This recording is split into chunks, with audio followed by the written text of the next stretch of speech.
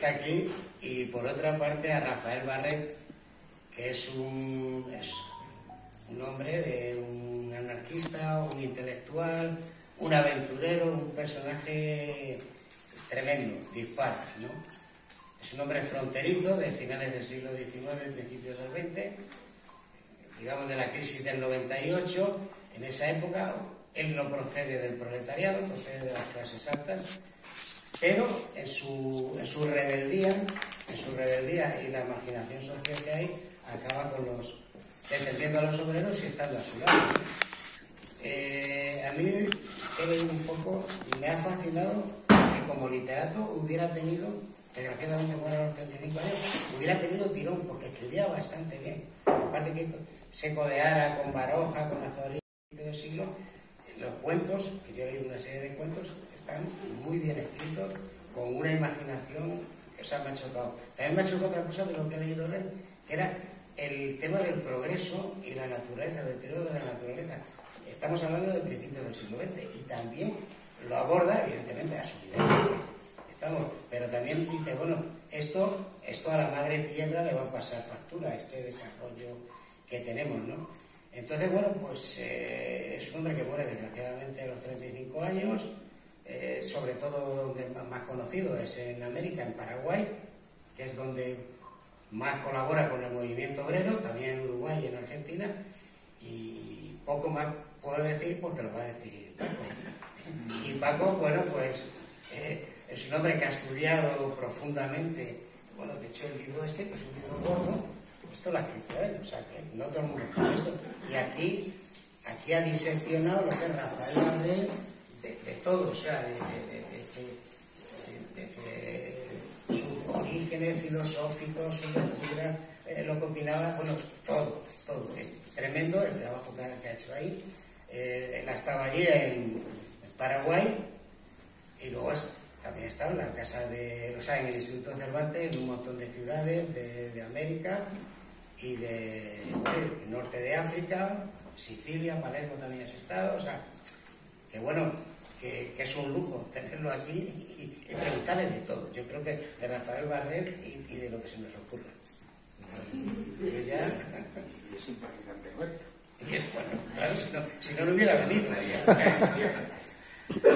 Muchas gracias, Paco, por haberme sugerido, junto con César, que es amigo de la infancia, haberme sugerido venir a hacer esta presentación, este encuentro sobre Rafael Barret. Para mí es una ocasión muy especial porque estar en un lugar que se llama Ateneo Libertario, la idea tiene unas resonancias históricas y filosóficas tremendas, ¿no? Entonces para mí es un verdadero placer solo el hecho de estar aquí y encima poder compartir un rato de diálogo e intercambio de ideas con vosotros.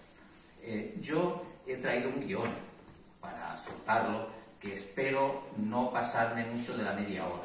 Me he propuesto 45 minutos como mucho para que luego pueda haber tiempo de debatir. Pero a mí me gustaría que esto no fuera un rollo académico, un monólogo, sino que fuera un diálogo. Entonces os insto a que si alguien tiene en cualquier momento cualquier observación, cualquier pregunta, cualquier objeción que hacer a lo que yo diga, porque inmediatamente pida la palabra y me interrumpa, y establecer más un diálogo que otra cosa.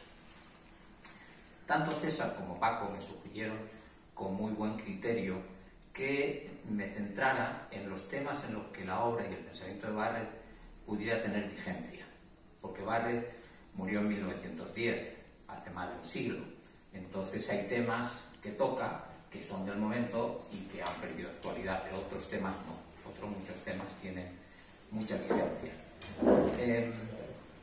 Digo que murió en 1910 y murió a los 34 años. No llegó a cumplir los 35, es decir, fue una vida muy breve, pero una vida muy breve, muy intensa y muy novelesca a la vez. Es un personaje casi legendario. Tiene incluso algunos rasgos que son típicos de los personajes de leyenda, por ejemplo. Hubo una gran nebulosa durante mucho tiempo sobre su origen, de dónde había nacido, de dónde procedía.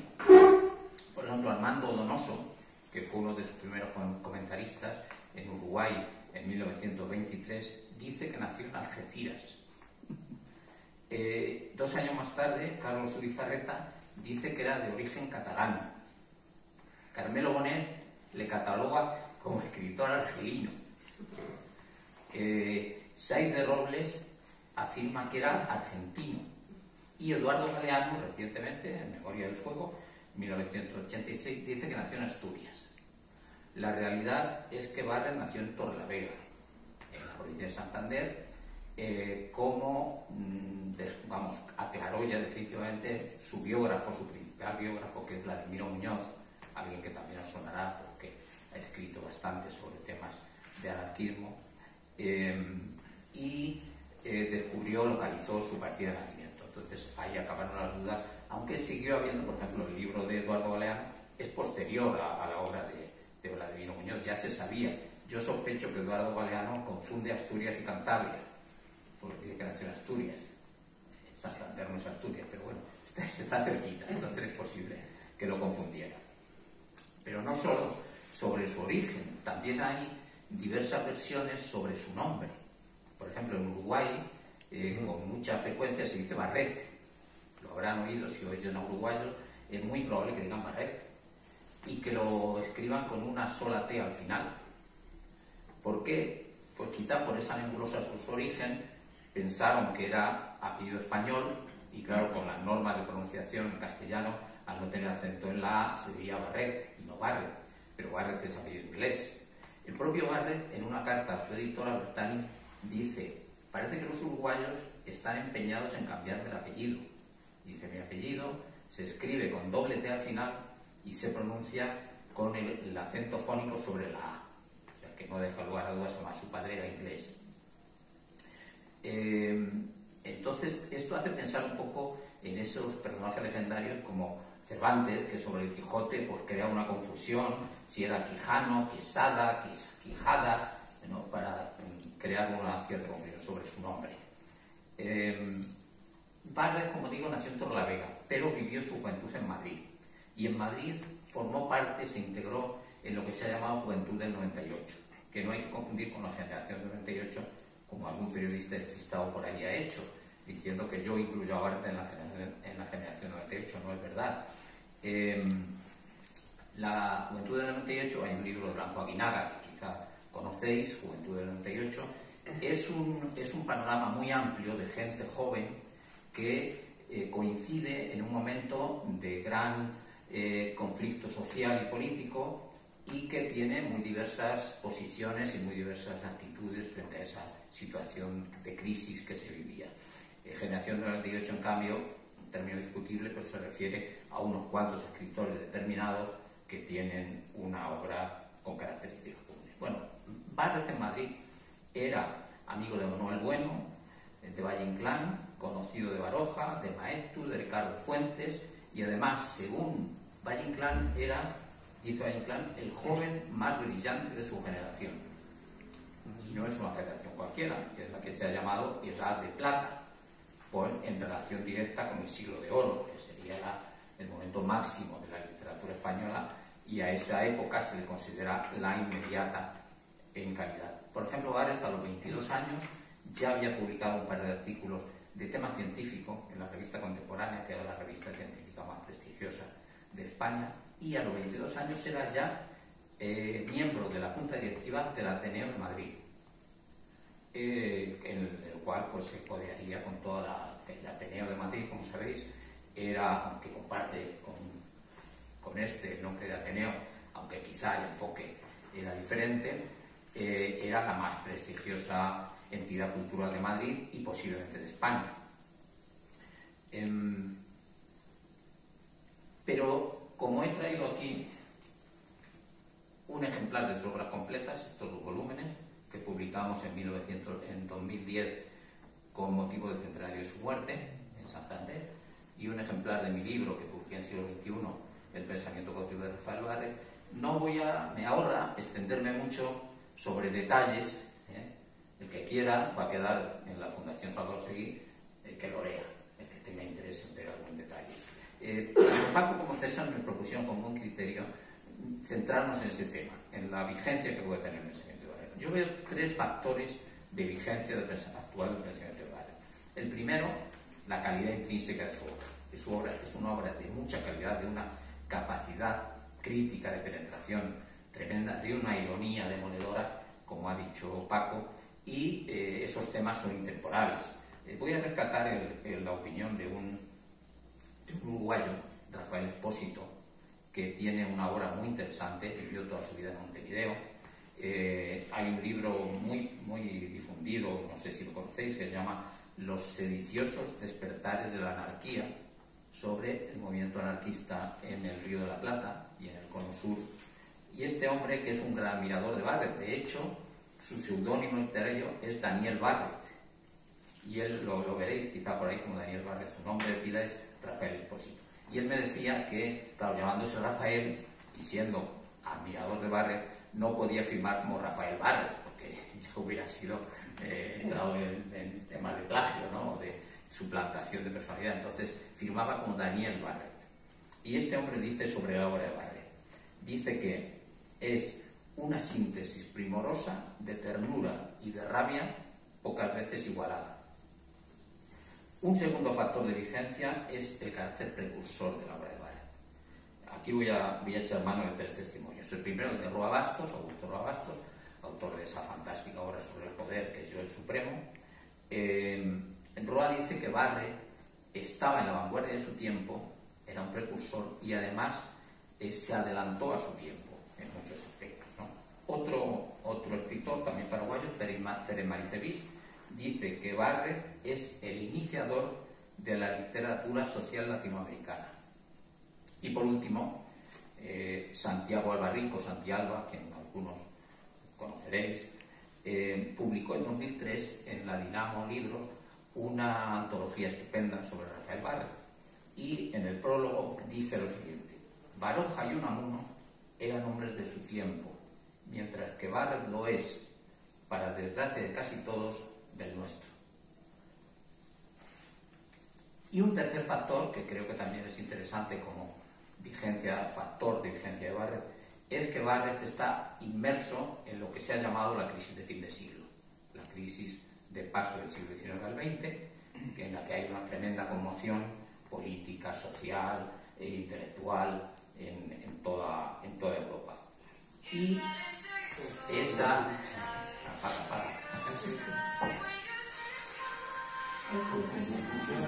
Viene bien para echar un poquito de agua y aclarar la garganta.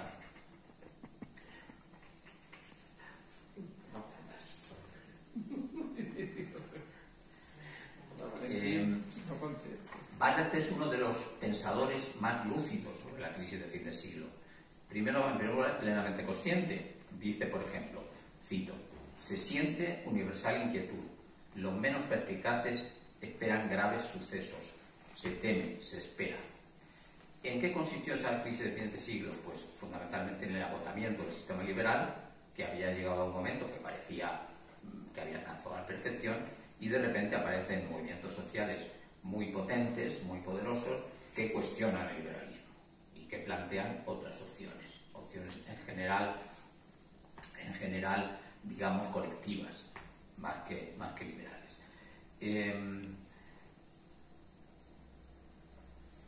En el extremo de esas actitudes, de esas posiciones colectivistas, hay movimientos que en el principio todo está muy mezclado, ¿no? Luego ya se van decantando y hay opciones de un lado y de otro que llegan al totalitarismo. Y al plantear opciones desde el colectivismo llegan a opciones totalitarias, ¿no? Del Estado, el poder del Estado, de uno u otro signo, ¿no? De ambos signos.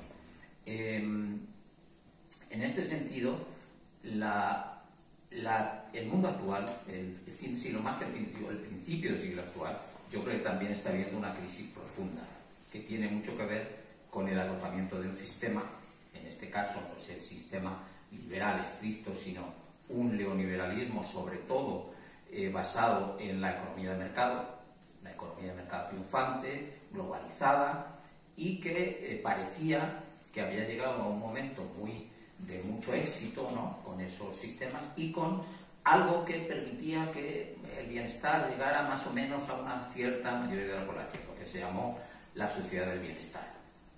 Cuando se había llegado ahí y parecía que se había llegado a una situación muy estable, muy lograda, recordáis a Fukuyama, ¿no?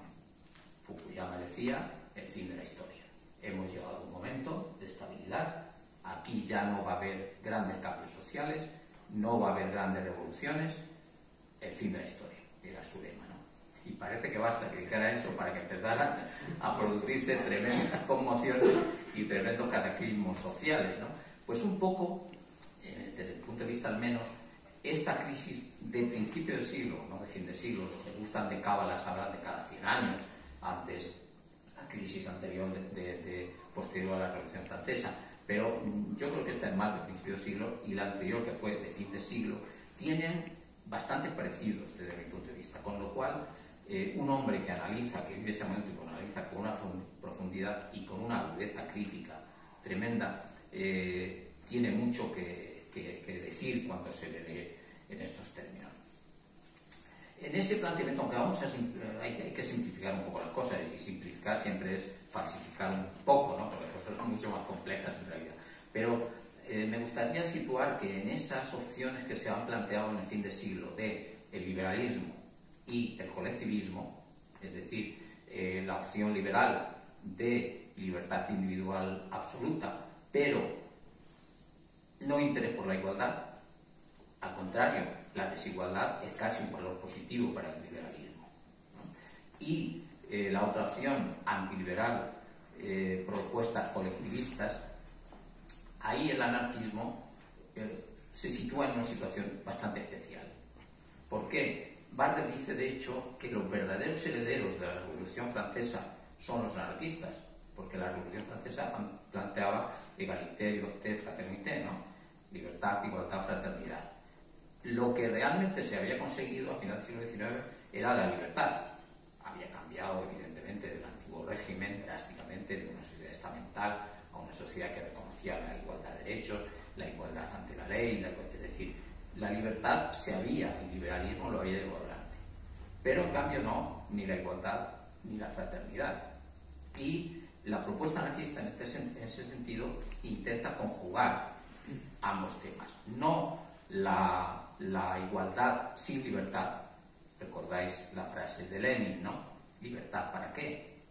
Ni tampoco la propuesta del liberalismo, libertad sin igualdad.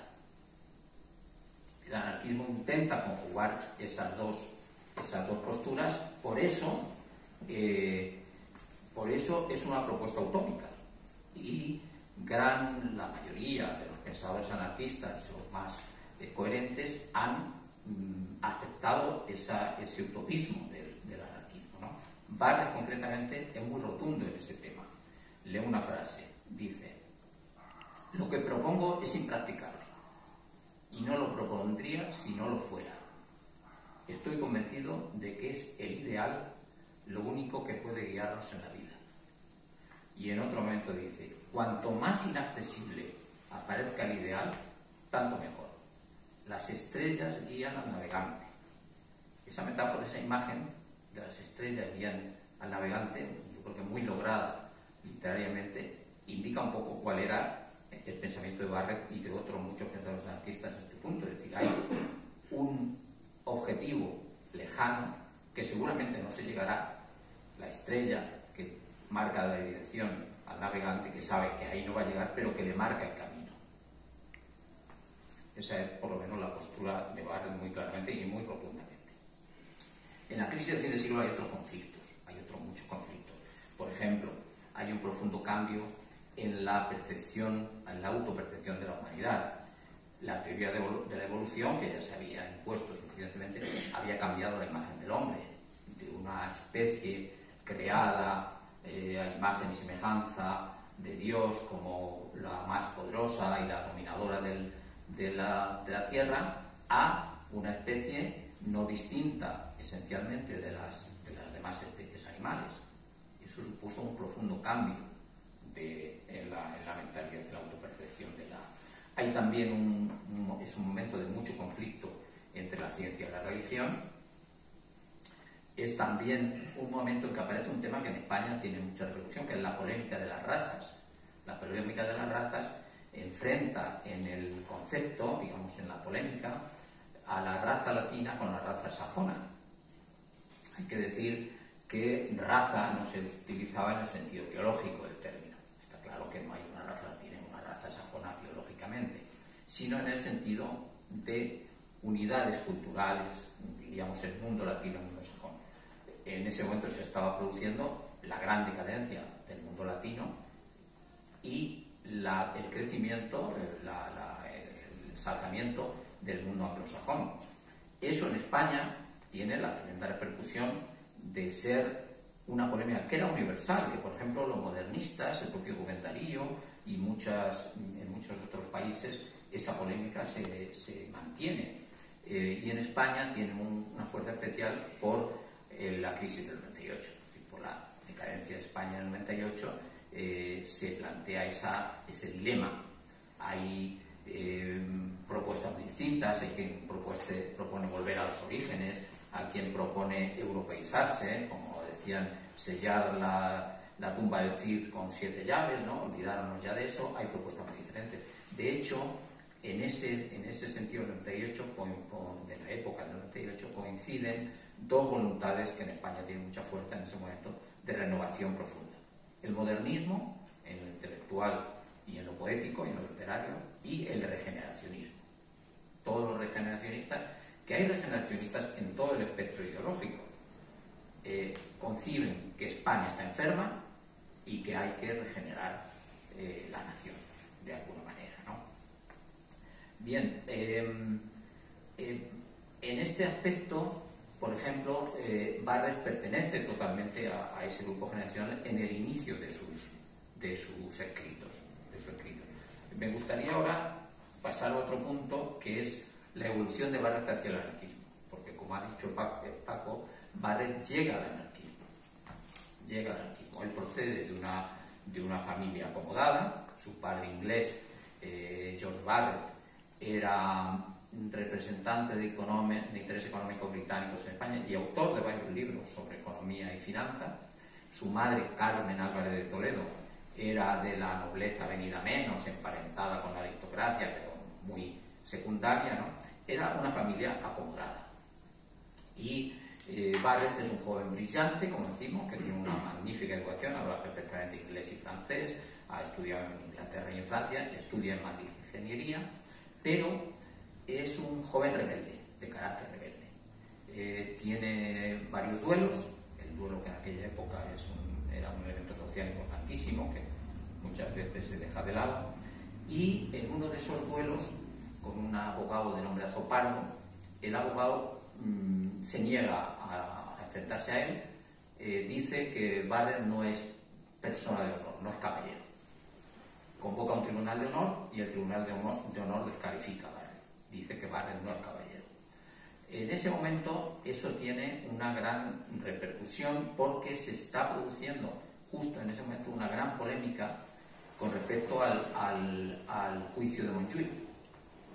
El proceso de Montjuïc, que fue todo un acontecimiento en la historia española de ese momento, en ese momento está aconteciendo que el acusado de torturar, el principal responsable que se acusaba de torturar a los encarcelados de Montjuïc, el capitán Narciso Portas, reta a duelo a un director de un periódico, me parece que es a Blasco, si no recuerdo bien, pero vamos, a un director del periódico le desafía el duelo. Y entonces el otro convoca a un tribunal de honor, dice que Portas no es caballero. Todo era la dinámica del duelo en aquella época, que tiene mucha amiga y tuvo una importancia social. Y entonces el tribunal de honor decreta que no, que Portas es un perfecto caballero. El otro, por supuesto, el director había dicho, bueno, que estaba acusado de torturador, que había salido por la prensa y él nunca había contestado nada. En fin, entonces en la polémica de ese momento hay bastantes periodistas, Ramiro Maeztu, Pío Baroja, interviene también Federico Urales. En la polémica del momento por la prensa se compara y se dice, ¿cómo puede ser que un tribunal decrete que Rafael Barrett no es tribunal de honor cuando otro no es hombre de honor, cuando otro tribunal decreta que Portas es hombre de honor? Ahí creo que el Maeztu el que concluye un artículo diciendo: los prestigios de los tribunales han muerto para siempre, del tribunal de honor en ese caso, ¿no? Bueno, Barrett, que se encuentra en esta situación, ahí actúa con un carácter que de alguna forma anticipa ya lo que será luego. Él no se conforma y recurre a lo que diríamos la acción directa. Se va a un espectáculo de gala que había en el circo de París, que estaba en la Plaza del Príncipe. Entonces el circo era el espectáculo de la alta sociedad, allí estaba reunida la alta sociedad. Allí busca al duque de Arión, que era el presidente del tribunal que le había descalificado, y le muele a palos con un bastón, le apalea en medio del acto público. La prensa madrileña, todos los diarios madrileños del día siguiente cuentan ese hecho, ¿no? Porque fue el gran escándalo de la capital en ese tiempo. Entonces, a raíz de eso, luego hay algún otro incidente curioso, pero a raíz de eso Barret es rechazado de la sociedad madrileña. Es decir, la sociedad no podía permitir que un joven rebelde rompiera con las normas de una costumbre que tenía una gran importancia social y que de hecho muchas veces era una barrera de la alta sociedad para evitar enfrentamientos o para evitar la acción de otras capas sociales, ¿no? Entonces, Aybarret decide poner tierra por medio, corta con España, casi no habla de España ya, por lo menos de su vida en España. Por eso hay tanta confusión, entre otras cosas, por su origen, porque él de su vida en España casi no dice nada, muy rara vez da algún pequeño detalle. Y entonces se va a América, se va a Buenos Aires. En Buenos Aires es donde empieza a escribir, porque él aquí en España solo se conservan 3 pequeños escritos. Esos 2 artículos de tipo científico, que digo, que publicó en la revista Contemporánea. Él era estudiante de ingeniería y tenía una formación cultural muy, muy alta. Y con el tema del duelo manda una carta al país que se titula Yo y un tribunal de honor, donde explica su postura con respecto al tema del duelo y la descalificación. Pero en Buenos Aires ya tenemos a partir del final de 1903 el incidente con el duque, que es el duque de Arión, que además casualmente es el feudal de mi pueblo. Este incidente tiene lugar en abril de 1902 y ya en 1903 encontramos su firma en Buenos Aires, o sea que seguramente a final de 1902 o principio de 1903 decide irse. En Buenos Aires empieza a escribir en la prensa, en distintos órganos, y ahí es donde ejerce de 98ista, de joven del 98, porque ahí trata mucho, él ahí está muy integrado todavía en la colonia española. De hecho actúa como secretario de la Liga Republicana Española, y en ese momento él estaba adscrito al republicanismo, al liberalismo republicano, y era secretario de la Liga Republicana Española. Y ahí todos sus artículos son bastante sobre España, con ese concepto de la España enferma, los males de España, un poco dentro de la idea regeneracionista, ¿no? En Buenos Aires tiene otro percance. Parece que los hados le van persiguiendo desde Madrid a Buenos Aires. Tiene un choque con un periodista, el periodista Juan de Urquía, que firmaba Capitán Verdades. Tiene un choque en la prensa y entonces le desafía a duelo. Y Juan de Urquía también le esquiva. Parece que Barret era muy buen esgrimista, entonces no había mucha disposición a enfrentarse con la espada, ¿no? O como fuera. Bien, Juan de Urquía dice que rechaza aceptar el duelo, alegando, le habían llegado noticias, que había sido descalificado en Madrid por un tribunal de honor. Entonces, al estar descalificado, no tenía derecho a participar en un duelo ni a meterse con nadie, porque no era caballero de honor, que era lo que se decía. Entonces, ¿Barret qué hace? Pues de nuevo recurre a la acción directa.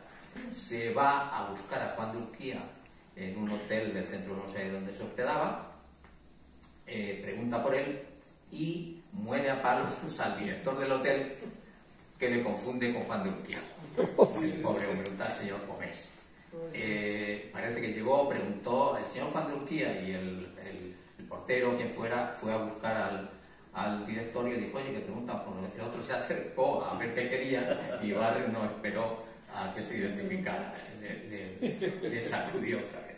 Claro, aquí el fracaso de su acción se suma el ridículo. O sea, parece una aventura quijotesca, ¿no? Que confunde con los molinos con los gigantes, pues Barrett le confunde la marea. Entonces, de nuevo, Barrett pone tierra de por medio, se va a Paraguay. Se va a Paraguay como corresponsal de uno de los diarios en los que escribía, el diario El Tiempo. Se va a Paraguay como corresponsal de guerra porque en Paraguay se estaba produciendo la Revolución Liberal de 1904. Y él va allí a cubrir la información. Manda pocas, pero algunos informes, manda algunas noticias al periódico. Allí él se suma a la revolución. Se une a los jóvenes revolucionarios, se integra y entra en Asunción con ellos, que al final esa revolución fue triunfante, ¿no? Él dice que ahí es donde se encontró, él dice, habla de Paraguay, dice: Paraguay, el único país mío que amo profundamente, donde me volví bueno. Y Eduardo Galeano dice que Barrett encontró en Paraguay su lugar en el mundo. De hecho, Barrett dice también que él fue a Paraguay, textualmente, buscando la bala que me mate. Es decir, iba un poco ya desesperado después de tantos incidentes, tantos fracasos. Y en Paraguay, pues, se integra, empieza a trabajar en la dirección de estadística, empieza a trabajar como agrimensor y empieza a publicar en la prensa, ya con mucha asiduidad, con bastante asiduidad, ¿no? Pero ahí poco a poco también lo que le pasa a Barrett es que ahí se va radicalizando, ahí es cuando se va acercando a los temas sociales, por varios motivos. Primero, porque él vive un desclasamiento, él se proletariza, es decir, él era de buena familia, pero él tiene que vivir de su trabajo y tiene que vivir malamente de varios trabajos. Da clases de matemáticas, como digo, hace de agrimensor, trabaja en la dirección de estadística, o sea, tiene que vivir de su trabajo como cualquier otro obrero o como cualquier otro profesional. Y también influye mucho el hecho de que en su trabajo como agrimensor él se adentra en el campo paraguayo y entra en contacto y convive con los campesinos paraguayos que vivían en una situación de miseria y de explotación tremenda que él va denunciando. Entonces Barrett se va acercando a los problemas sociales y se va radicalizando cada vez más, ¿no?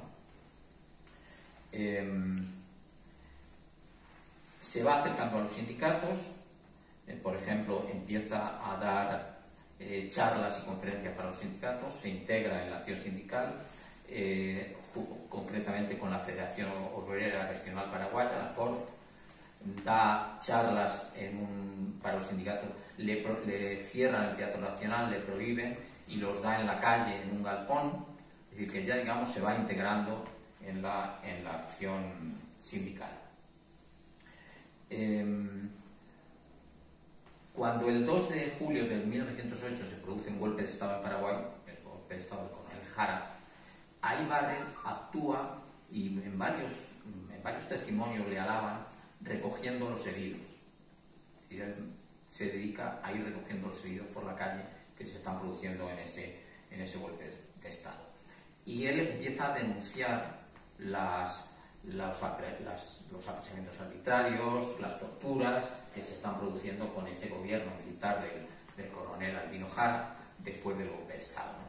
Y poco a poco va sintiendo el rechazo de la sociedad a la que pertenecía, ¿no?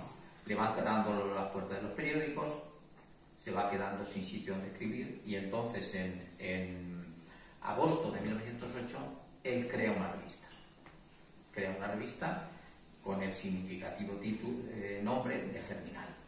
La revista se llama Germinal, que según todos los comentaristas se convierte en un clásico de la literatura social americana. Ahí publica, por ejemplo, un texto que tiene mucha repercusión, que es Lo que son los yerbales, que se le considera un clásico de literatura social. En lo que son los yerbales, Barrett denuncia la explotación de los peones yerbateros, de los mensús, que vivían recogiendo la yerba mate en situación de semiesclavitud. Él concluye esos textos de los Ungervare con la siguiente frase: yo acuso de expoliadores, atormentadores de esclavos y homicidas a los administradores de la industrial paraguaya y demás empresas yerbateras. Yo maldigo su dinero manchado con sangre. Claro, esto hace que una denuncia tan fuerte y tan directa que vaya sintiendo el rechazo de todos los medios que ya no le dejan escribir. Sigue denunciando las torturas que se están produciendo hasta que le cierran la revista y le apresan. Es apresado, cerrado la revista. Y seguramente gracias a la intervención del cónsul inglés, porque él mantenía su nacionalidad inglesa junto a la española, consiguen que le suelten. Si no, pues seguramente no estaríamos hablando porque habrían desaparecido o algo así. Que le expulsen y le mandan, le llevan a Brasil, a Corumbá, en el Mato Grosso, en el norte, junto al Pantanal del Mato Grosso. Allí vive un tiempo y luego consigue viajar hasta Uruguay. En Uruguay se instala y en Uruguay lo interesante es que tiene una conexión estupenda con la gente del mundo intelectual uruguayo. Así como en Paraguay, que era un país, que todo hay que decirlo, acaba de salir de una guerra terrible, de la Guerra Grande, donde se diezmó la población. La Guerra Grande fue la alianza, la triple alianza de Brasil, Argentina y Uruguay, los tres contra Paraguay. El país quedó devastado, se supone que murió casi la mitad de la población y cerca del 80% de los hombres en edad adulta. Paraguay fue exterminado y Barrett en varios artículos lo dice. Dice: esta guerra ha sido un exterminio de una población donde ya no quedan hombres, no quedan viejos, dice, no quedan casi recuerdos. Entonces Paraguay vivía una situación que no era comparable con Uruguay, donde había un grupo intelectual muy activo, muy moderno. Estaba Florencio Sánchez, estaba Zunfelde, o sea, había una serie de... Además había una época política floreciente, el presidente era Williman, perdón, y era un buen momento, con lo cual Barrett en un sitio que se reunían todos los intelectuales bohemios, que se llama el Café Polo Bamba, allí conecta con todos ellos, y donde más repercusión tiene la obra de Barrett es en Uruguay. Así como en Paraguay es donde vive y donde escribe la mayoría de sus artículos, donde más repercusión tiene en Uruguay. Allí se publican posteriormente el único libro que él publicó en vida, que es Moralidades Actuales, y dejó preparado, aunque se publicó póstumo, el segundo libro, que es El Dolor Paraguayo. Los dos se publicaban en Uruguay. Y después sus obras, posteriormente, se siguieron publicando en Uruguay. También se publicaron posteriormente en España y en otros países, ¿no? Pero comenzaron publicándose en Uruguay. Entonces, en Germinal, ahí ya Barrett se declara claramente anarquista, no solo por el título de la revista, sino por sus expresiones. Por ejemplo, en la declaración de intenciones, en el primer número, dice: suprimid el principio de autoridad donde lo halléis. Y más adelante dice: combatamos al jefe, a todos los jefes. Sobre política, por ejemplo, su opinión dice: la política me parece mala, rematadamente mala en todas partes. La política es el hábito de la corrupción y del abuso de poder. Y en otro momento, ya identificándose con el movimiento anarquista: los que dan a nuestro movimiento una significación política se equivocan. Deploramos que el gobierno nos aplauda. No estamos con él ni con la oposición, que es el gobierno del mañana. Somos contrarios a todo gobierno. Tiene, por ejemplo, algunas descripciones sobre el Estado, que es lapidaria. Dice: el Estado roba con una mano y degüella con la otra. Y sobre la política paraguaya, pero en general sobre la política, dice que la política es un puñado de hombres encaramados al presupuesto y otro puñado gateando. Y otra frase que entresaco dice: en política no hay amigos, no hay más que cómplices. Me gustaría terminar, creo que estoy en tiempo, he conseguido no pasarme del tiempo previsto. Voy a terminar con una pequeña análisis de cómo llega Barrett al anarquismo y qué tipo de anarquismo. Porque, repito, Barrett llega al anarquismo, como he contado muy brevemente, los libros lo podrán ver en mucho más detalles. Él parte de una ideología liberal, más o menos, pero en sus primeros artículos, por ejemplo, él alaba la política de partidos, el sistema parlamentario, cosa de la que después va abandonando. Pues bien, Barrett desde el liberalismo llega al anarquismo, y eso se nota. Para él define el anarquismo como esencialmente como la unión de libre pensamiento y libre asociación. Esos son para él la línea. No es un teórico del anarquismo, no teoriza mucho. Realmente Barrett lo que hace es aplicar en artículos de prensa sobre situaciones concretas, aplica principios, conceptos anarquistas, ¿no? Pero teoriza poco. En un artículo posterior de 1909 que se titula Mi anarquismo, donde él más o menos explica cuál es su posición, dice: me basta el sentido etimológico, ausencia de gobierno. Hay que destruir el principio de autoridad y el prestigio de las leyes. Eso es todo. En realidad, él, como práctica del anarquismo, como digo, lo que hace sobre todo es una crítica radical a situaciones concretas, y él lo concibe en dos aspectos. Primero, en el concepto, como hemos dicho, de utopía, de una aspiración que se sabe que es un fin que quizá no se logre, y después, en el aspecto práctico, él pone un ejemplo muy interesante. Dice: la medicina no avanzó elucubrando sobre el estado de salud, cómo es el estado de salud perfecta, sino combatiendo las enfermedades concretas que aparecen.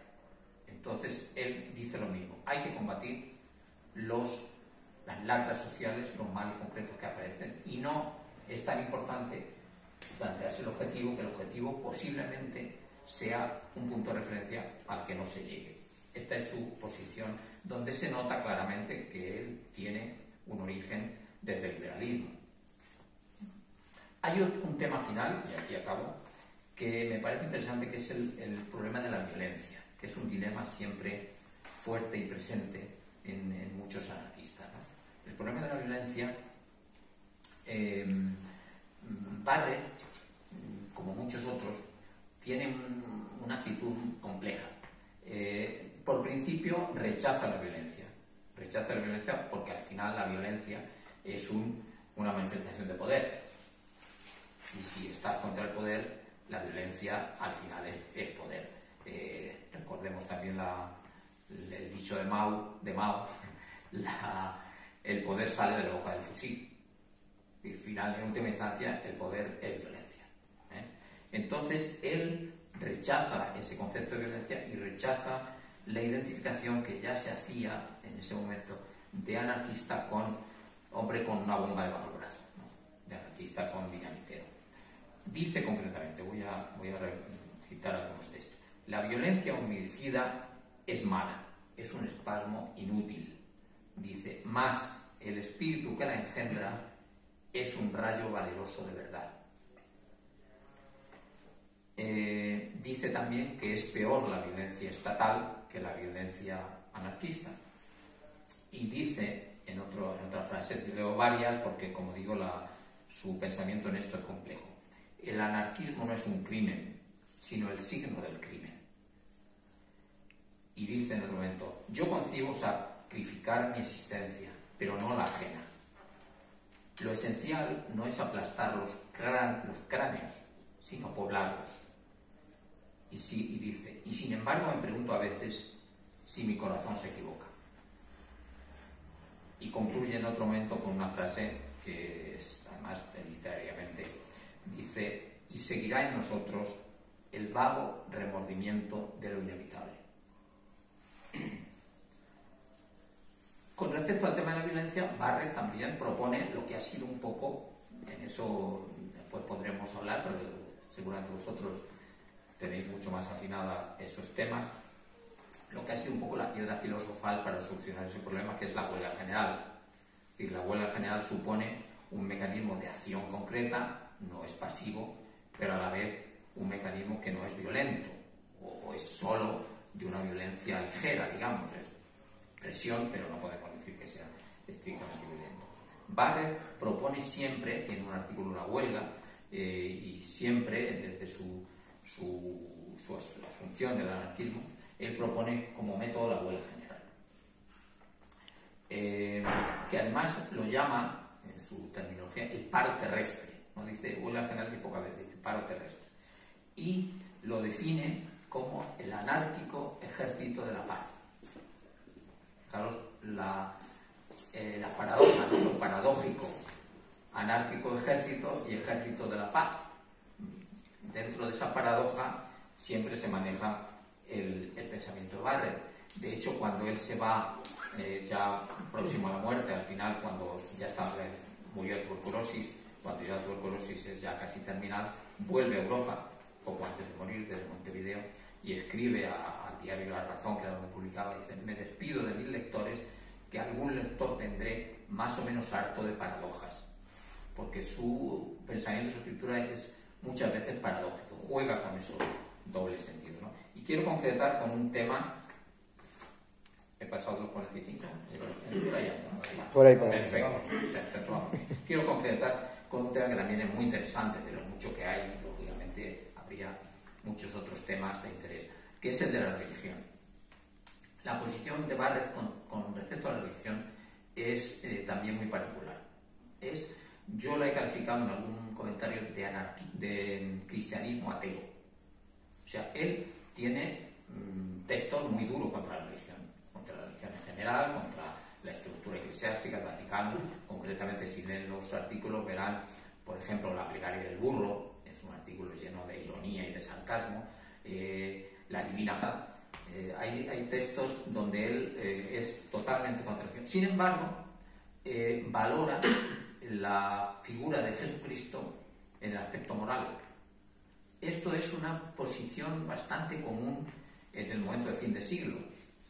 Hay bastantes testimonios, por ejemplo, que consideraban a Jesucristo como el primer anarquista. Y, por ejemplo, entre los krausistas, que tanto peso tuvieron en la España de fin de siglo, es muy común esa búsqueda o propuesta de una religión, dicen ellos, sin misterios y sin dogmas, basados en la idea del cristianismo primitivo. Esa posición fue bastante común en esa época de esa liberada de toda la teología, de todo el dogmatismo, tomado como un ejemplo moral, simplemente. En ese sentido, más o menos, está la posición de Barrett en ese punto. Bien, yo con esto ya termino. Si queréis os leo, porque creo que lo interesante son los textos de Barrett. Os leo un par de textos o pasamos ya, como queráis. Un par de textos. Voy a leer un puentecito que a mí me parece fantástico, en página y media, que se llama Noticias de Leopoldo. Noticias de Leopoldo lo escribe mes y medio más o menos después de la muerte del rey Leopoldo de Bélgica, que, como sabéis, era el arquetipo de la explotación colonial.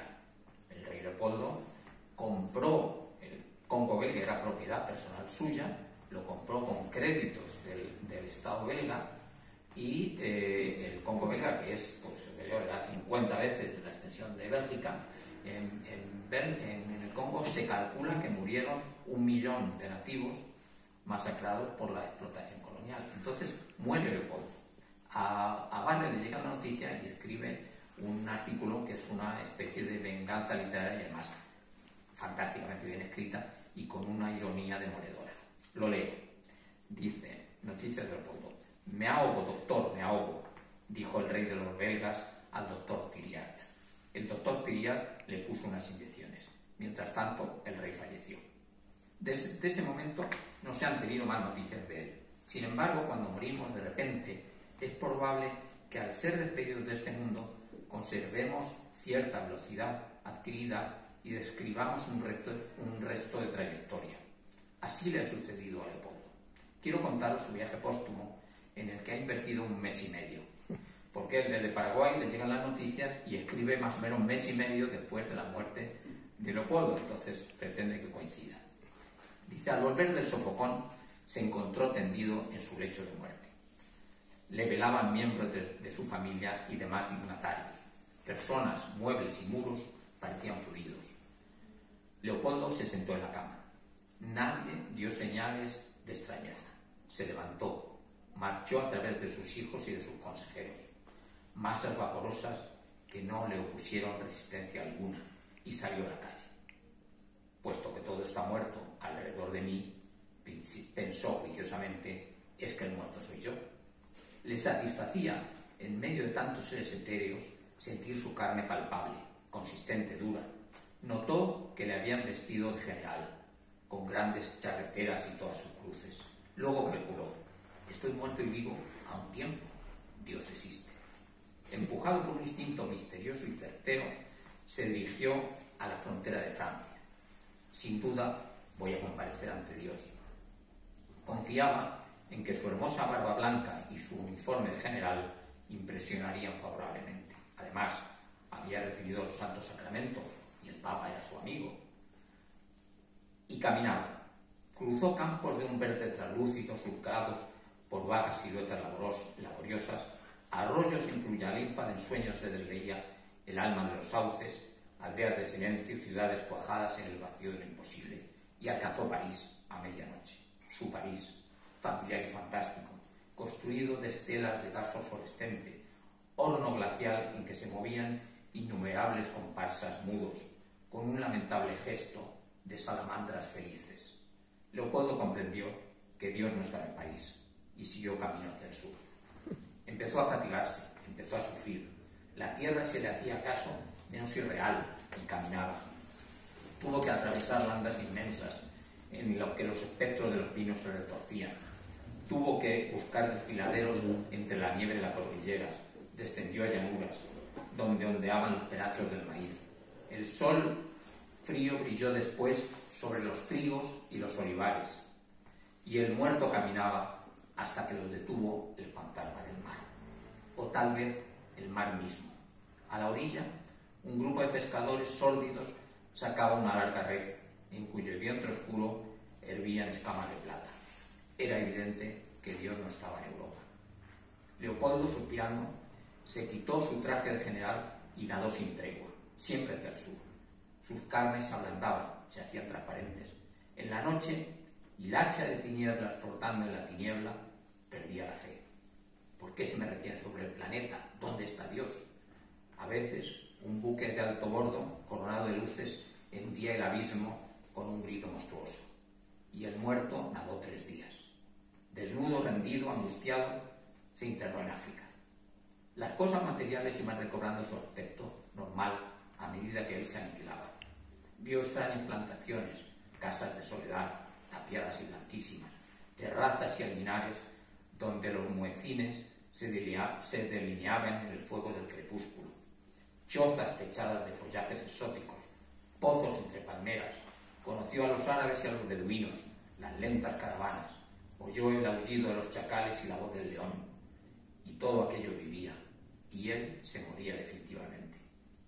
Quizá no hay Dios, quizá estaré juzgado sin saberlo, y se arrastraba en su rumbo fatal hacia el interior del país, y seguía arrastrándose, jirón de bruma dolorida, entre los matorrales, sobre las arenas abrasadoras, herido del sol despiadado, y pasaron los días y las noches, y al fin llegó.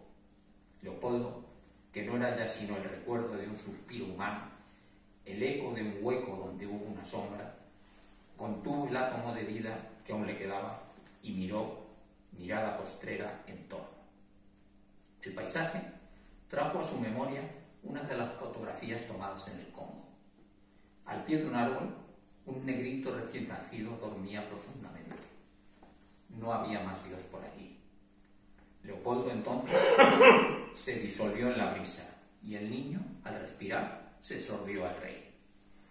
Ahora, el espíritu de Leopoldo, tan curiosamente reencarnado, tendrá ocasión de ampliar su experiencia, recorriendo otra de las infinitas aristas del poliedro universal. Me parece un cuento, primero, de una calidad literaria extraordinaria, como casi todos los escritos de Barrett. Hay frases que a mí me impresionan, como por ejemplo esa descripción: y la hacha de tiniebla flotando en la tiniebla, o cuando ya se va deshaciendo el espíritu, dice: el eco de un hueco donde hubo una sombra. Y el concepto de esa venganza literaria de hacer que Leopoldo se reencarne en un negrito y ahora tenga que vivir la vida de un negrito de África, ¿no? En fin, este es un poco el estilo general de Barrett. Como digo, teoriza poco sobre el anarquismo, pero aplica en situaciones concretas, en artículos muy críticos, muy irónicos sobre el momento, sobre su vida, sobre los acontecimientos del momento, todos esos principios. Con eso yo acabo y dejo la palabra. Una sola cosa, es que nos han mandado una amiga nuestra un escrito de Barrett también. ¿Es algo así como un escrito sobre las gallinas o algo así? Sí, sí. Eso es muy bueno. Sí. Es muy bueno ese escrito sobre el tema de la autoridad, sobre todo de la propiedad, fundamentalmente. Sí. Un poco por la línea esa, ¿no? Sí. Hay varios cuentos sobre la propiedad, hay otro también, dos o tres libros tiene sobre la propiedad, donde en ese concreto, Gallinas, es un cuento donde él cuenta la historia de un señor que empieza a criar gallinas, tiene un gallinero y al final acaba, al sentirse propietario de esa gallina, luego de ese gallinero, acaba enfrentado violentamente con su vecino, que piensa que le quiere robar la gallina, si le quiere matar el gallo. Sí, era su estilo narrativo, por así decirlo. Es muy bueno. Es muy bueno. Ese cuento, no sé si lo han leído, hay un tema que les voy a dejar aquí, un artículo mío, es un tema un poco lateral, pero que ya que he seguido el cuento, se lo cuento. Hay un libro de un periodista, de Gregorio Morán, que quizá han visto, que se llama Asombro y Luz, de Rafael Barrett, que es una catástrofe de libro, porque es un libro donde pues, el típico periodista que quiere ser el protagonista, entonces escribe como que dice que él descubre a Barrett, cuando se han escrito Barrett cientos de libros, hay por lo menos 50 y tantos libros, y dice, por ejemplo, que Barrett no es anarquista, en contra de lo que dice el propio Barrett, ¿no? Entonces, ese libro que está lleno de errores, saca ese cuento que está muy bien. O sea, yo el único interés que le veo a ese libro es que habla más de él, del autor, que de Barrett, pero saca algunos textos de Barrett interesantes. Ese cuento, concretamente Gallina, es un cuento muy bueno. A ver, hay una editorial, no hace mucho, yo le publiqué el prólogo, editorial, ¿cómo se llama?, que publicó una selección de cuentos de Barrett, editorial Periférica, Periférica solo publicó una selección de los pocos artículos que se pueden considerar ensayo que tiene. Esta es una editorial nueva de aquí de Madrid que el primer libro que publica es estos cuentos de Barrett, que se titula el libro "Y el muerto nadó 3 días", tomando la frase de ese cuento de Leopoldo. Entonces esta editorial, que mi memoria está fatal, intento acordarme el nombre de la editorial, el libro se llama "Y el muerto nadó 3 días", es una selección, creo que completa, de los cuentos de Barrett. Creo que están en todos los cuentos de Barrett, que son buenísimos, porque tiene una calidad literaria extraordinaria, como se ve en pocos textos, y además maneja mucha ironía. ¿No es la de los traficantes de sueño? No es de librería, no es editorial. No. Ya sé que no es editorial. Es editorial. La Virus trabaja para Traficantes de Sueños. Esa es una editorial muy pequeña, no sé cuánto habrá publicado, que fue el primer libro que publicó esa editorial. Era un... La aurora intermitente no será. No. Capitán Swing. ¿Cómo se llama? No. Tiene la tapa, es un... Si alguien tiene por ahí que busque "Y el muerto nadó 3 días", editorial... Se va a Periférica, pero Periférica no, Periférica es otra cosa. El dueño de la editorial, el promotor, que era un tío joven muy majo, que había sido taxista, quiso publicar textos, era muy aficionado a la literatura, y el primer libro que publicó, libros de Ítaca, puede ser Libro de Ítaca, creo que se llamaba Libros de Ítaca. Libros de Ítaca me suena. Que se llama, no, es una editorial. O Ítaca, la editorial, ¿no? Libros de Ítaca. Ítaca es muy antigua, ¿no? Me suena Libros de Ítaca. Casi seguro estoy. Yo he localizado, Pues Machado era joven. Machado libros ya. Machado Libros, en la librería Machado Libros. Pero el sello. No, editorial Libros de Ítaca. Libro de Ítaca, sí, Libro de Ítaca. Ese fue el primer, no sé si igual no ha publicado más que 3 o 4 libros, porque era una iniciativa personal de un joven que había sido taxista, y creo que seguía siendo taxista. Y publicó, creo que ahí están todos los libros, bueno, aquí también están todos los cuentos de Barrett, no están juntos, pero están todos, porque están sobre completas, y realmente como narrador es extraordinario. Tiene luego una serie. Él cuando murió estaba queriendo publicar un libro de cuentos, no le dio tiempo, y tiene una serie de varios que yo creo que era la idea de publicar él, que se llaman Del Natural, y sobre su experiencia, porque él, como está tuberculoso en Montevideo, tuvo que estar un tiempo en un sanatorio de caridad, el sanatorio Maciel, tratándose la tuberculosis. Ahí recuperó un poco, luego bueno, ya estaba mal. Y entonces ahí cuenta casos de enfermos, la situación, y yo creo que ahí hay una cierta unidad temática de cuentos que yo creo que pensaba publicar ese libro como libro de cuentos. ¿A qué edad marchó a América? Pues él marcha a América, si es en 1903, había nacido con 20, muere con 34, 7 años, pues con 26, 27 años más o menos. Nace en 1876, sí, en 1876. 1976. Luego en 1903, 27, ¿no? Sí. Y en poco tiempo, claro, como sido tan joven. Él escribió apenas 6 años. Sí, en pocos años, sí, pero fue entre 1906 y 1909 o por ahí. Sí, su primer artículo periodístico es de 1903, de finales de 1903, y muere en 1910.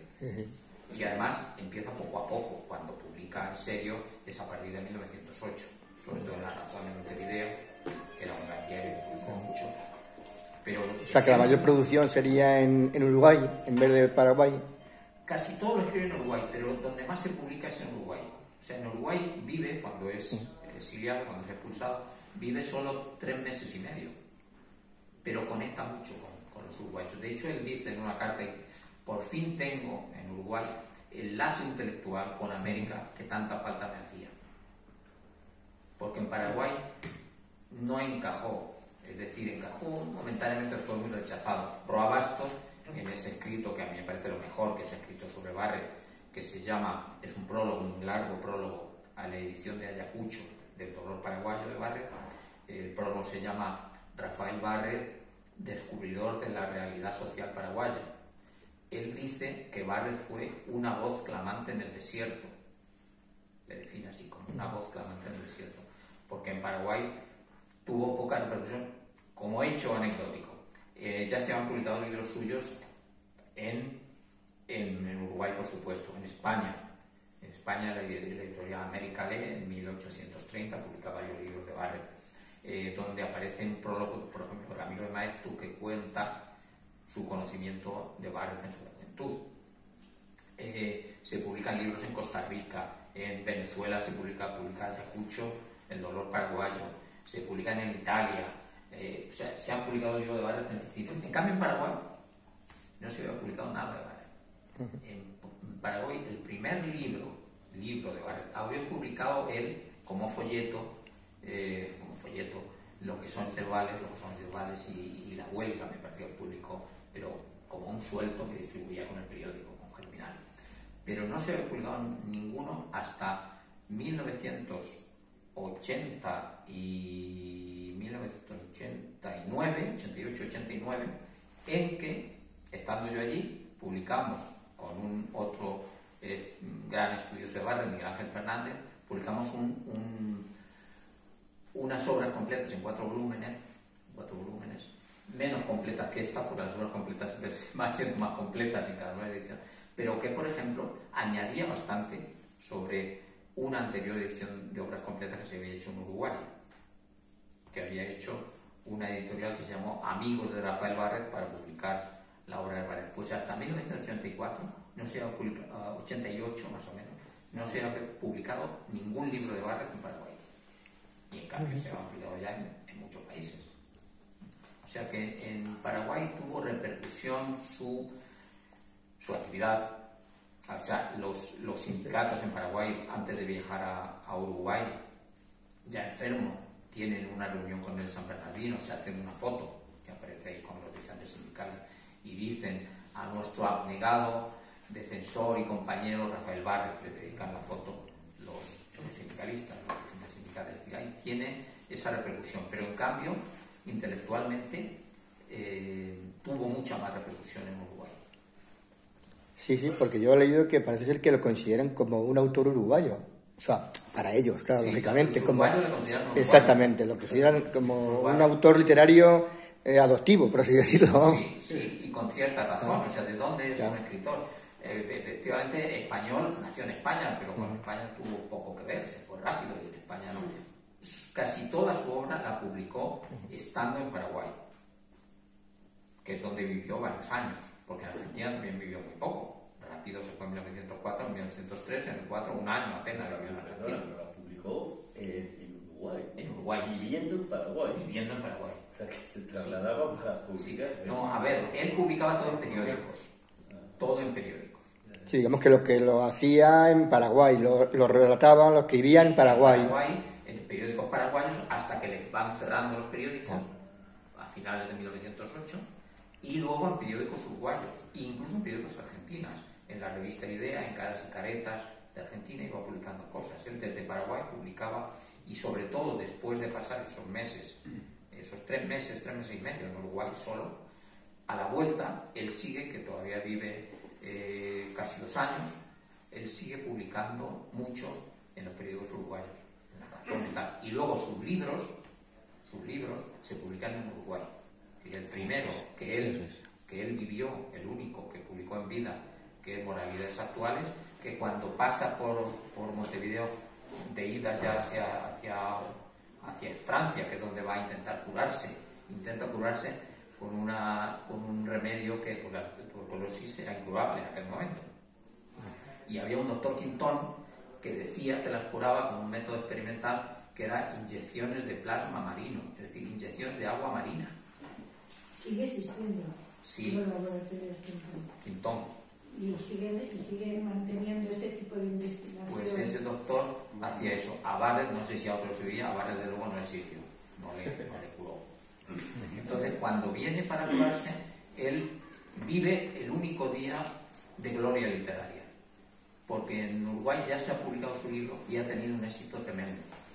Dice, me tuvieron en un hotel, hubo que abrir otra habitación del hotel para toda la gente que venía, dice, venían escritores, los barbudos del Polo Bamba, que era ese grupo de jóvenes intelectuales y bohemios con los que conectó mucho. Dice, y los que más me agradaron, obreros, tipógrafos, de que me estrechaban la mano entre las suyas callosas y me llamaban maestro. Cuenta esa experiencia que fue pues donde tuvo realmente una cierta satisfacción literaria, porque su libro que se había publicado dejó preparado El dolor paraguayo, pero se publicó ya después de su muerte. ¿Y por qué vuelve a morir a Francia, o sea, a Europa? Intenta curarse. Intenta curarse. O sea, no, pero yo pensaba que ya no tenía solución ni remedio y vino a morir a Europa, no sé muy bien si realmente la habían acogido. Como los elefantes. En el sentido de sobrevivencia, le dicen que hay en Francia una oportunidad y aunque rechace el viejo continente, pero en un momento determinado quiere vivir. Entonces se coge y se viene para acá. El tema de la muerte lo toca en varios cuentos, pero es que también se veía morir. O sea, Él escribe sobre ello. He encontrado otro en Solidaridad Obrera, en PDF tiene también cuentos escogidos o algo así. Luego lo localizaré y os lo envío. Y tiene ahí 15 o 20 cuentos, 100 páginas. Solidaridad Obrera. Sí, porque es que en realidad es poco conocido. Yo no lo conocía, a este autor, ¿no? De alguna manera, ¿no? Sí, en España ha tenido poca difusión. Luego porque también es un autor de mucho nivel, es decir, no es un autor fácil, aunque la lectura sí, la forma de escribir es muy agradable. Yo tengo la experiencia de que gente que le gusta la literatura y que lea Barres queda deslumbrada. El caso de Santi Alba, por ejemplo, a quien conoceréis o habréis oído. Yo coincidí con él en Túnez y creo que él sigue en Túnez y le di a conocer a Barres, quedó deslumbrado y entonces publicó una excelente antología de Barres que se llama Ahora el combate será libre, en la Dinamo Libros, con un prólogo muy bueno. Y mucha gente que lea Barres y que gusta de la literatura y de la calidad crítica, porque es un hombre muy penetrante y muy irónico, ¿no? Queda deslumbrado con la obra de Barres. Pero sí, él vuelve para intentar curarse. Él ha tenido correspondencia con el doctor Quintón, tiene una correspondencia constante, por ejemplo, le dice que tiene ese método experimental. Pues es como hoy el que se somete a un ensayo clínico. Sí, ha salido mucha gente a Estados Unidos al tema del cáncer. Claro, cuando tiene pocas posibilidades, esperando a ver si funciona. Y viene aquí y muere al poco tiempo. ¿Sí? Lo que yo he leído en los libros que tú me has comentado, que me han regalado, es que tiene una formación intelectual muy profunda. O sea, lee a todos los pensadores de ese tiempo, la literatura francesa, por supuesto, también la inglesa. Es además un dandy, porque es muy irritante aquí en España, o sea, su presencia y tal es muy deslumbrante y entonces ofende, supongo que será por faldas también intermedia y tal, a la gente de ahí y tal, y por eso tiene que salir por pie, ¿no? Porque efectivamente ha ofendido a toda esta gente, ¿no?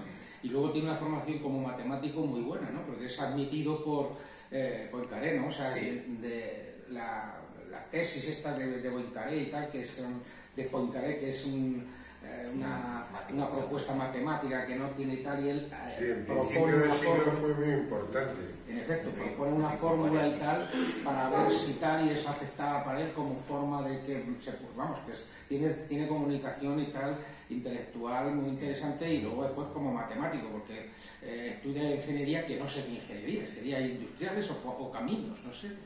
No sé qué ingeniería. Ingeniería estaba diferenciada. No termina la carrera, pero sí, está no le preocupa. Porque si es guapo y sabe conseguir dinero de no sé de qué manera, porque pues yo creo que claro, va a Paraguay y efectivamente se conquista una estanciera, ¿no? O sea, que no es. Entonces tiene recursos, el fulano, ¿no? Entonces, claro, esto no se dice, pero es importante, ¿no? Generar recursos y tal, pues tiene su... Sí, de lo que ha dicho, antes que se me olviden dos cosas de lo que ha dicho César. Primero, efectivamente, Barres, como he dicho antes, era un dandy. En España era un dandy. Dice en una carta era alto y guapo. Ramiro Maeztu, cuando lo describe, dice: llegó un joven de belleza inolvidable. Dice Ramiro Maeztu. Dice, de haber caído por Francia, se habría casado con una millonaria que le habría comprado como se compra un palacete de verano. Dice Ramiro Maeztu. Y él dice en una carta a su cuñada Angelina, dice, de las pocas veces que habla de su vida anterior, dice, mi vida anterior fue, dice, figúrese que me imponía por mi elegancia. Qué inútil fue mi vida entonces. Hablando de esa época. Él era efectivamente un dandy. Y cuando llega a Paraguay, su mujer, Panchita Gómez Maíz, hay algún testimonio que dice que le engañaron más o menos, ¿no? ¿A él? Porque, sí, a él. Porque no era una de familia rica, Panchita Gómez Maíz, pero ella, su familia no tenía. A su padre, al padre de Panchita le habían asesinado en temas políticos. Y sí su cuñado, un hermano de su cuñada, Alejandro Audibert, que fue un hombre importante en política, ese tenía estancias, tenía dinero. Pero Panchita no tenía. Entonces él tuvo que vivir, de hecho, de su trabajo. Es decir, nunca vivió a costa de Panchita, no tenía medios para ello. Y lo otro que se ha dedicado a la muerte, efectivamente, Barrett tiene artículos interesantísimos sobre la muerte, consideraciones, reflexiones, porque él se sentía morir. Él dice en alguna carta a su editor, concretamente a Bertani, dice: yo soy 3/4 de cadáver. O sea, él sabía que se estaba muriendo, y si viene con el doctor Quintones, por eso, por intentar ese método experimental, a ver si funcionaba. Y tiene consideraciones sobre la muerte muy interesantes, y además muy bien escritas. Él dice que el único recurso frente a la muerte es pensar en entregar nuestra vida desde conceptos altruistas hacia el futuro de los demás, hacia el futuro de la humanidad. En eso enlaza un poco con la teoría de la evolución, ¿no? Que era un tema debatido en su momento, que es, digamos, que su vida sirva para la mejora de la especie, en el aspecto intelectual y moral sobre todo, ¿no? Eso es un poco su planteamiento contra la muerte, porque efectivamente es un hombre que está viviendo su muerte durante muchos años y que lo tiene muy presente. Y él escribió algo sobre la realidad de España, la realidad social. Muy poco. Nada. Muy poco. Cuando en su primera época en Buenos Aires sí tiene artículos, por ejemplo, sí tiene, pero poco. Por ejemplo, escribe artículos sobre la España enferma, tema típicamente 98ista, ¿no? Donde, por ejemplo, habla de los generales. Dice: España, que después de la derrota tiene una sobreabundancia de generales, que después de las guerras pasa, y que eso nos supone, pues, un quebranto social y una carga social importante, ¿no? Por ejemplo, tiene algunos artículos, tiene uno que se llama El bandido generoso, donde habla de José María Tempranillo, del Villo, o sea, del asunto del bandolerismo en España. Y aparte que está muy bien escrito y tiene muchos datos curiosos, tiene mucha ironía también, ¿no? Dice, en realidad sería un programa social tentador. Dice, expropiación al trabajador por los ricos, y expropiación a los ricos por los bandidos, por los bandoleros. Dice, sería una doble circulación de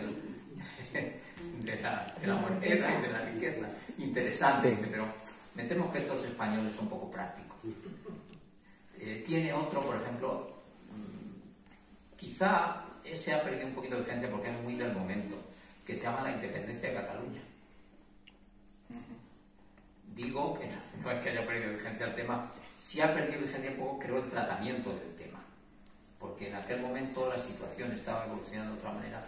Él dice, por ejemplo, que los solidarios, que fue un agrupamiento de partidos catalanistas, tal, que llamó los solidarios, dice que han entrado en conversaciones con el rey y con Maura. Dice, ¿qué se tejen? ¿Qué están haciendo? ¿Qué se traen entre manos? Dice, no lo sabemos. Porque, y ahí una definición también es interesante de la política, dice, política es lo que no se dice. Creo que existía Solidaridad Catalana, que era, digamos, una coalición electoral. Una coalición, exactamente, eso. En ese momento, y precisamente Solidaridad Obrera se constituye precisamente contra Solidaridad Catalana. Solidaridad Catalana en unas elecciones de 44 diputados que se elegían en Cataluña, sacó 41. Joder. Los partidos del régimen, liberales y conservadores, sacan 3. Es como si... aquí ahora, ¿en qué año fue eso? Pues no sé si fue a principios del siglo, sí, 1904, por ahí.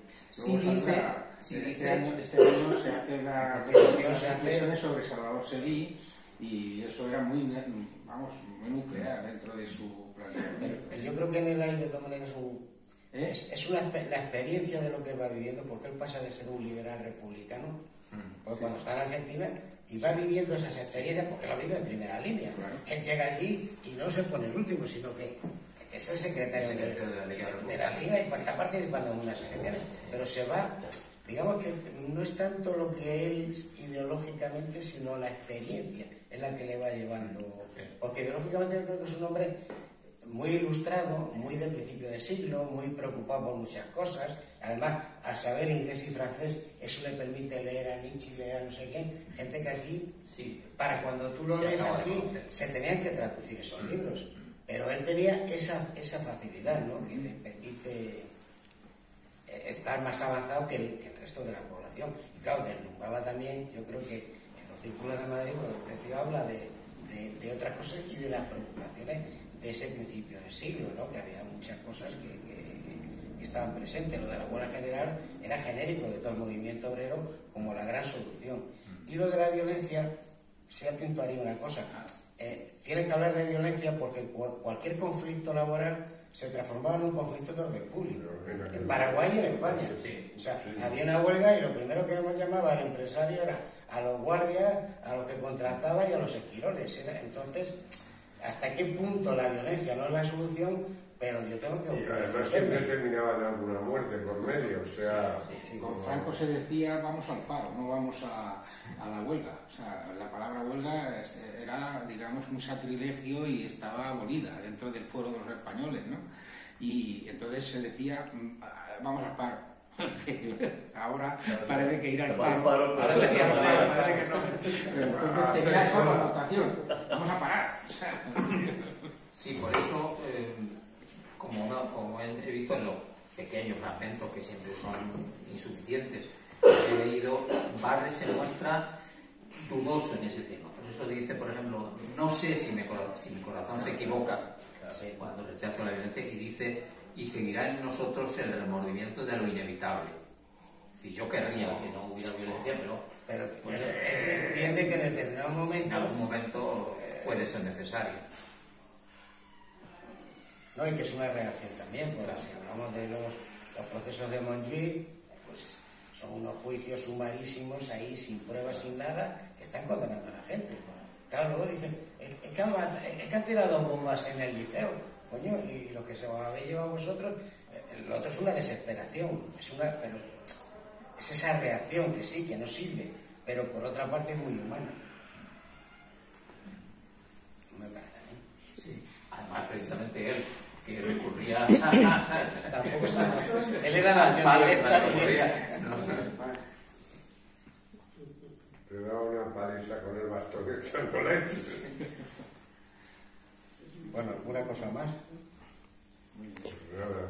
Pues no sé. Agradecerte que hayas venido porque ha sido estupendo. Muy interesante. Para mí ha sido un placer estar con todos vosotros y debatir, dialogar y comentar estos temas que, como digo, dejo ahí esos libros, y si alguien quiere profundizar, ya digo que la gran ventaja que tiene Barres es que se lee muy bien. Es un escritor de una calidad extraordinaria. Muy bien. Bueno, pues muchas gracias.